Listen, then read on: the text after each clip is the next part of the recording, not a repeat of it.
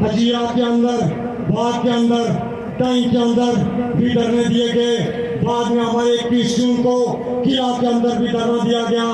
मैं जो कहना चाहता हूँ कि ये जो एहतियाती तहरीक है इंतहाई पुरअमन अंदाज में, मुनज़्ज़म अंदाज में आगे बढ़ रही है। बहुत सारे कंफ्यूजन फैलाए जा रहे हैं, बहुत सारे अवाम फैलाए जा रहे हैं। हमारे इस तहरीक को डिट्रैप करने के लिए, हमारी इस तहरीक को सबताज करने के लिए बहुत सारी ऐसी कूदें, बहुत सारी ऐसी जो है हुक्मरान तबकात में शामिल जो जमातें हैं वो इसकी पीठ में छुरा घोंपना चाहती हैं। वो जो ऊपर बैठा हुआ जो हुक्मरान तबकात है, जो यहाँ की एडमिनिस्ट्रेशन है, वो जो आपके और मेरे टैक्सों से उनके चूल्हे चलते हैं, वो भी हम पे इस तहरीक को नाकाम करने के लिए पसे पर्दा और सामने जो है इस तहरीक के अंदर मैं कहता हूँ कि जब तहरीकें चलती हैं तो लोग जो है 3 हिस्सों में तकसीम हो जाते हैं। एक वो लोग हैं कि जो उस बातिल निज़ाम के खिलाफ, उस यजीदियत के खिलाफ, उस बर्बरियत के खिलाफ सीना ताने सामने आके हुसैनियत का किरदार अदा करते हैं। और एक वो है जो उस तहरीक को सबताज करने के लिए, उस बातिल के दस्तबाजों बनने के लिए, उस बातिल के सरोकार का किरदार अदा करते हैं, वो कूफियों का किरदार अदा करते हैं, वो गद्दारों का किरदार अदा करते हैं, वो मक्कारों का किरदार अदा करते हैं। लेकिन तारीख को आए मैं आपसे जो कहना चाहता हूँ कि इस वक्त जिस करने की तमश में आप बैठे हैं, लेकिन याद रखिए कि आप अवामी हकूक के लिए या तशरीफ फरमाएं, ये गर्मी करबला की गर्मी से ज्यादा नहीं है, ये उससे कई गुना कम गर्मी है। इसलिए करबला के मंजर को सामने रखिए। मैं जो कहना चाहता हूँ कि करबला के अंदर जो है, जो मैं कहना चाहता हूँ अपनी तारीख के हवाले से, कि जो करबला के अंदर जो मार्का किया गया,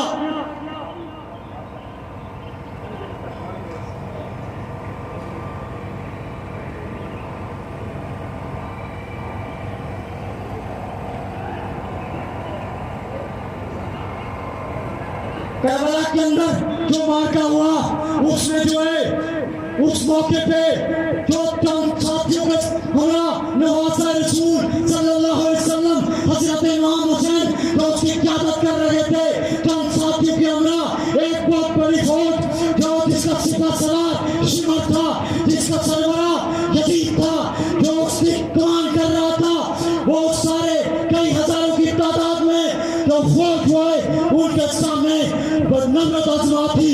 लेकिन हुआ क्या, वो जो मार्का में तारीख हमें सबक सिखाती है, उस तारीख को जो हमें सबक मिलता है कि उस मौके पे जो फतह का जो सिरा है वो यजीद के नाम ठहरा, फतह का सिरा जो है वो शिमर के नाम ठहरा। हुसैन ने, हज़रत हुसैन रज़ी अल्लाह तआला अन्हु ने अपने उस सारे जानसार साथियों के साथ वह खून की नदियां बहाती, लेकिन डटे रहे, आखिरी वक्त तक डटे रहे। हमें कहा जा रहा है कि ये जो सप्लाई बाजार में धरना दिए बैठे हैं, हमें कहा जा रहा है जो खुराक के अंदर बैठे, जो खईगला वाले, जो हजीरा वाले, जो बाग वाले, ये हक में ये किसी की बात नहीं सुनते। वो हक क्या है कि इनके सामने इनके झूठ को झूठ कहें, इस बातिल निज़ाम को ललकारें और उसके खिलाफ जो है शीशा फिराई दीवार बन के करें।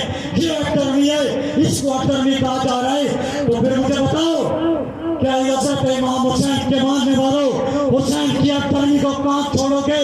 कि बहुत सारे लोगों ने, वो जो गद्दार और मक्कार थे, वो जो कूफी थे, उन्होंने कहा कि वापस चले जाएं। यजीद के बाद उसके बाद एक बड़ी फौज है, उसके बाद एक बड़ा सारा सामान है, वो आपको जो है आप उसके साथ लड़ाई नहीं कर सकते। तो फिर क्यों उस हुसैन रज़ी अल्लाह तआला अन्हु ने, अजीम शहीद हुसैन ने, क्यों उसके साथ वहाँ पे हकदर्मी करते हुए दीवार बनते वहाँ पे जो है उसी मैदान के अंदर करबला के अंदर वो मार्का गिरा। तो मैं जो कहना चाहता हूँ इस तरीके के साथ जो इस बात को जोड़ना चाहता हूँ कि हज़रत हुसैन रज़ी अल्लाह तआला अन्हु वहाँ जो है वहाँ शिकस्त खा गए, वहाँ उनको शिकस्त हो गई, शोहदाए करबला को शिकस्त हो गई। लेकिन आज इस 1400 साल गुजरने के बावजूद मैं इस्लाम कोर्ट की धरती पे खड़े होके बड़े फख्र के साथ ये कहता हूँ, बड़ी जज्बा ईमानी के साथ ये बात कहता हूँ कि हजरत हुसैन रज़ी अल्लाह ताला अन्हु वक्ती तौर पर तो न शिकस्त खाती, उनके सर को काट के नेज़े पे तो उनके चढ़ाया गया, उनके साथियों को सारों को जो है तलवार और तीरों की बुछार कर दी गई, उनकी नदियां बहाई गई, भूखे प्यासे रखे उन्हें जाम आए, उनकी सारी जो है वहाँ की खून पे नदियां बहाई गई।